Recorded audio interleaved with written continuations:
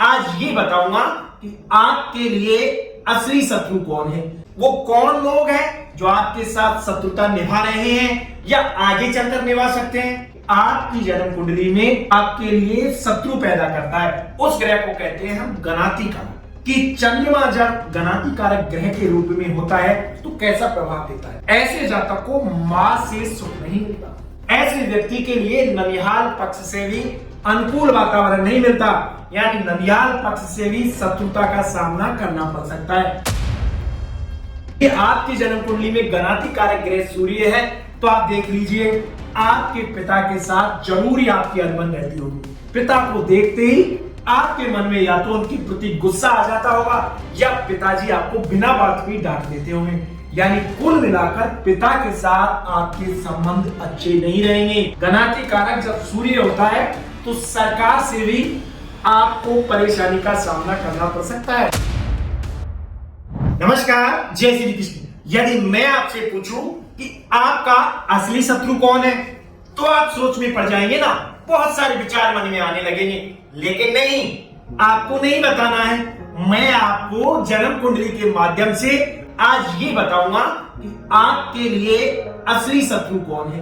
वो कौन लोग हैं जो आपके साथ शत्रुता निभा रहे हैं या आगे चलकर निभा सकते हैं, या फिर वो कौन सी प्रॉब्लम्स है जो आगे जाकर आपको बड़ा कष्ट दे सकती है। उन प्रॉब्लम्स को जानना भी सिखाएंगे, उन प्रॉब्लम्स से, उन लोगों से बचना भी सिखाएंगे और आपके शत्रुओं से निवारण का उपाय भी बताएंगे। आज का वीडियो बड़ा ही रोचक होने वाला है। आज तक आपने जन्म कुंडली के माध्यम से लव लाइफ के बारे में जाना, कैरियर के बारे में जाना, वैवाहिक जीवन के बारे में जाना, लेकिन आज का विषय बड़ा ही रोचक है। आज हम आपके शत्रुओं की पहचान करेंगे कि आपके जीवन में कौन व्यक्ति है जो शत्रुता निभा रहे हैं या आगे निभा सकते हैं। कई बार आपने देखा होगा कि हमारे आसपास के लोग ही हमारे जीवन में शत्रुता निभा रहे होते हैं, हमें पता भी नहीं चलता। बाद में जब वो शत्रुतापूर्ण काम कर चुके होते हैं तब हमें एहसास होता है कि ये तो हमारे अपने ही थे, इनको तो मैं हमारा अपना ही मान रहा था, लेकिन ये हमारे साथ शत्रुता निभा रहे हैं। लेकिन यदि शत्रुओं की पहचान समय रहते कर लिया जाए तो हमारे जीवन के लिए ये अच्छा हो जाता है। जीवन जीने में फिर हमें सुगमता महसूस होने लगती है।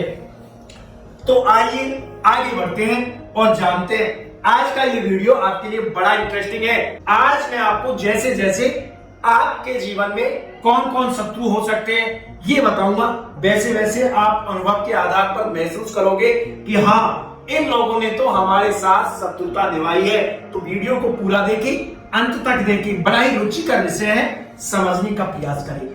अब इसको समझने के लिए सबसे पहले हमको हमारी जन्म कुंडली देखनी पड़ेगी।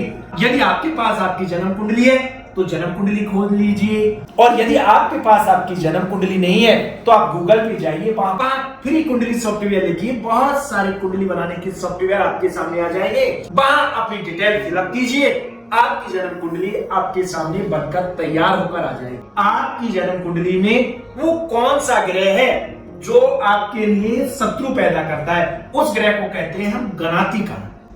बहुत सारी जगह नाति कारक भी कहा जाता है, बहुत सारी जगह ज्ञाति कारक भी कहा जाता है, लेकिन आज हम उसको गणाति कारक के नाम से ही संबोधित करेंगे। तो आप देखिए कि आपको जन्म कुंडली में से वो गणाति कारक ग्रह खोजना कैसे है। ये देखिए, आपको आपकी जन्म कुंडली में ग्रह दिखाई दे रहे हैं, जैसे एमओ लिख रखा है, चंद्रमा लिख रखा है, और इसके सामने जो 7.92 लिख रखा है, ये इस ग्रह की डिग्री को बताता है। अब हमको गणाति कारक ग्रह खोजने के लिए सेकंड लोएस्ट डिग्री प्लेनेट खोजना है।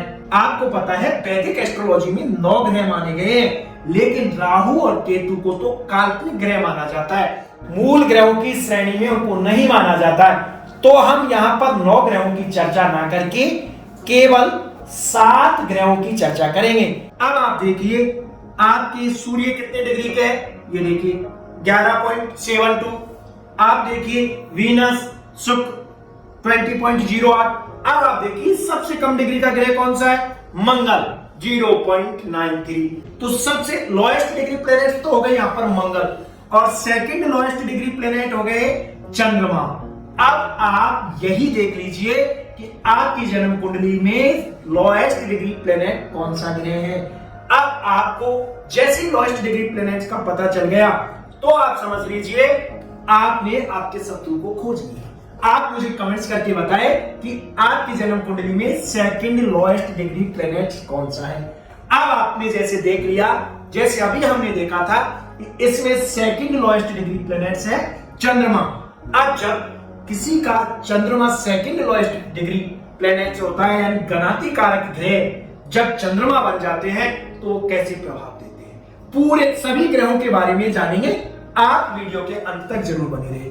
तो सबसे पहले हम जान लेते हैं कि चंद्रमा जब गणाति कारक ग्रह के रूप में होता है तो कैसा प्रभाव देता है। चंद्रमा ऐसे जातक को मां से सुख नहीं मिलता, या तो उसके जीवन में उसको मां से दूर रहना पड़ता है या फिर मां से उसकी लड़ाई झगड़े चलते रहते हैं। घर से भी ऐसे जातक को दूर रहना पड़ता है। लिक्विड पदार्थों से संबंधित यदि ऐसा जातक कोई काम करता है तो ऐसे जीवन को वहां उस कार्य में हानि उठानी पड़ सकती है। ऐसे व्यक्ति के लिए ननिहाल पक्ष से भी अनुकूल वातावरण नहीं मिलता, यानी ननिहाल पक्ष से भी शत्रुता का सामना करना पड़ सकता है। अब हम जानते हैं कि यदि आपकी जन्म कुंडली में गणाति कारक ग्रह सूर्य है, तो यदि आपकी जन्म कुंडली में गणाति कारक ग्रह सूर्य है तो आप देख लीजिए आपके पिता के साथ जरूर ही आपकी अनबन रहती होगी। पिता को देखते ही आपके मन में या तो उनके प्रति गुस्सा आ जाता होगा या पिताजी आपको बिना बात भी डांट देते होंगे। यानी कुल मिलाकर पिता के साथ आपके संबंध अच्छे नहीं रहेंगे। सूर्य देव राजा के विकारक होते हैं, गवर्नमेंट के विकारक होते हैं। तो जब गणाति कारक ग्रह सूर्य होता है तो ऐसा जातक सरकार का विरोधी होता है। कोई भी सरकार है उसे पसंद कभी नहीं आती। सरकार की नीतियों की ऐसा व्यक्ति हमेशा निंदा करता रहता है। गणाति कारक जब सूर्य होता है तो सरकार से भी आपको परेशानी का सामना करना पड़ सकता है। यदि आप सरकारी सेवा में और आपके गणाति कारक सूर्य है तो आप देखिएगा सरकार से या उच्च अधिकारियों से आपके हमेशा मतभेद बने रहेंगे। अब हम बात करते हैं कि यदि आपके गणाति कारक बुध है, आप मुझे कमेंट्स करते हुए चले कि आपके गणाति कारक कौन से ग्रह आ रहे हैं। यदि आपके गणाति कारक बुध है तो उस स्थिति में आपके